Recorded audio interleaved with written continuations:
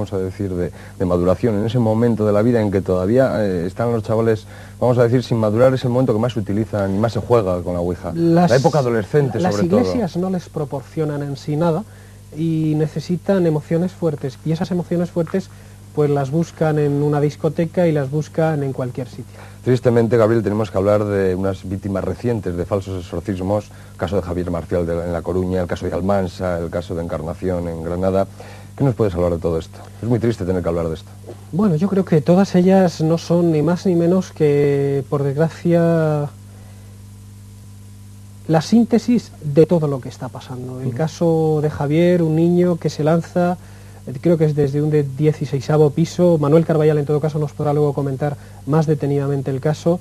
Teóricamente víctima de un exorcismo, que se estrella contra el asfalto y que, bueno, de alguna manera nos sobrecoge. El caso de Encarnación Guardia en Granada, una señora que supuestamente es sometida a un ritual de exorcismo, que luego nos enteramos de que tal ritual tal vez no haya sido realmente un ritual, sino que más bien ha podido ser una extraña relación entre ella y el supuesto pastelero, un personaje muy curioso en la zona de Granada, en la zona del Albaicín, del Ceidín, otro pueblo que está alrededor de Granada, que este hombre, bueno, pues era considerado como practicante de la violencia sadomasoquista, y que, por ejemplo, tenía como terapia maniatar a, por ejemplo, drogadictos, y para quitarles la adicción a la droga, o lo que él llamaba el demonio del cuerpo, los ataba en el sótano y les daba latigazos y cosas por el estilo. Creemos que el caso de Encarnación Guardia fue quizá un poco juntarse el hambre con las ganas de comer, ¿no? Y por desgracia el caso de Almansa, donde muere una niña tan desagradablemente, a mí personalmente me perturba mucho, ¿no? Yo estuve allí, y precisamente cuando nos encontramos, después de que ocurriese el hecho, el 8 de septiembre del año pasado, fue en febrero, creo, principios de enero, finales de febrero, nos encontrábamos en la casa grabando unas imágenes en el exterior, y un tío de la niña nos agredió, y la verdad es que la experiencia resultó realmente desagradable. Pero lo más curioso no es eso, lo más curioso es que no solamente el alcalde está empeñado en tapar el asunto y en vendernos una Almansa llena de industrias y llena de fábricas y demás, sino que Almansa está siendo hoy en día virtualmente tomada al asalto por cantidad de grupos y cantidad de sectas. Vamos a hablar precisamente de esto, de la gran proliferación que hay de las sectas satánicas en la antigüedad, y encima con un gran problema. Se habla de que están integradas en su mayoría por gente de un gran poder adquisitivo, gente importante, se habla de militares, de actores, de aristócratas. ¿Es cierto esto, Gabriel? Sí, lo que está muy claro es que yo pienso que la televisión quizá no sea el mejor sitio para dar nombre. De todas maneras, en el libro hay nombres y apellidos de muchísima gente, no hay direcciones, pero también se pueden dar, vamos, que no se ponen simplemente por cuestión de espacio, y que de alguna manera todo lo que son las grandes sectas o los grandes movimientos realmente reconocidos, fundamentalmente tienen que ser llevados por aristócratas. ¿Por qué? Pues porque va unido el poder de alguna económico manera al el diablo. poder va unido fundamentalmente al diablo. Claro. Y si nosotros ahora mismo estamos viviendo, en España concretamente, la avenida de las grandes sectas, de los grandes movimientos, estos grandes movimientos fundamentalmente se han desarrollado en sitios y lugares de amplia tradición esotérica, Inglaterra, etcétera, etcétera, o de gran poder adquisitivo como es Norteamérica, que en estos momentos es la que más exporta el satanismo al resto del mundo.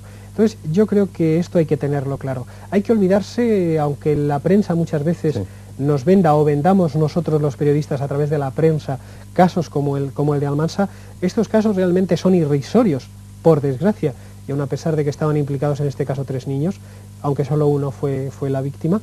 Pero por ejemplo en la misma Almansa, y hablándote ya de movimientos, la noche de Todos los Santos del año pasado, y esta es una noticia que estará ampliada en una segunda parte que tendrá el síndrome dentro de muy poquito tiempo, la policía detuvo a un grupo de gente que estaba bailando, haciendo un ritual en una explanada dentro del cementerio. Claro, la policía no tenía muy claro qué estaba ocurriendo allí, y se los llevó a todos detenidos y luego les puso una multa de 5.000 pesetas por hacer rituales en el Campo Santo. O sea, que hoy en día, pues profanar un cementerio y hacer rituales satánicos cuesta 5.000 pesetas es relativamente barato. Se puede cobrar entrada y está todo legalizado. Hubo un caso muy curioso, hablando precisamente de prensa, que saltó a todos los periódicos, fue el caso de los evangelistas que se negaron a recibir el NIF o lo devolvieron pensando que ese era el número del diablo. Bueno, esto es una historia muy extraña y muy curiosa que me tocó en suerte, bueno, dar la noticia de alguna manera, ¿no? Es un movimiento que en principio viene de Norteamérica, está relacionado con dos libros, dos bestsellers publicados por Mary Stuart Reeve, Cuando el dinero falla o El poder del 666. Todo ese sistema monetario que teóricamente se ha ido montando a través de un sistema informático, que al fin y al cabo la informática es quien lo domina todo, que es un sistema informático denominado 666, que es de alguna manera el que se está implantando hoy en día, y bueno, grandes compañías como la Visa, como Mastercard, muchas de ellas pues han utilizado y están siendo vendidas hoy en día toda esa serie de tarjetas y demás. Yo creo que cuando llega el NIF a España viene avalado por toda esa trayectoria que nos han estado vendiendo los norteamericanos, sobre todo los grupos evangélicos. Y aquí hay un pastor evangélico, un hermano, como ellos se denominan, que se llama José Irles, que determina en un momento determinado decir, bueno, el NIF es un número impuesto por Satanás, amparándose en una profecía bíblica, creo recordar que es Apocalipsis 16:13, creo recordar, donde se habla de que nadie podrá comprar ni vender sino aquel que lleva el número de la bestia. Efectivamente. Y de alguna manera él piensa que esa tarjeta es precisamente una tarjeta satánica y bueno, pues lanza a toda una serie de iglesias, de grupos, de movimientos la consigna de que se devuelva por considerar que es el diablo quien impone esta tarjeta. Pero hay más, indudablemente esta gente habla de que al final ese número se nos implantará en los brazos. Sí, en los brazos. Iremos todos tatuados con ese número. Y de hecho no se descarta.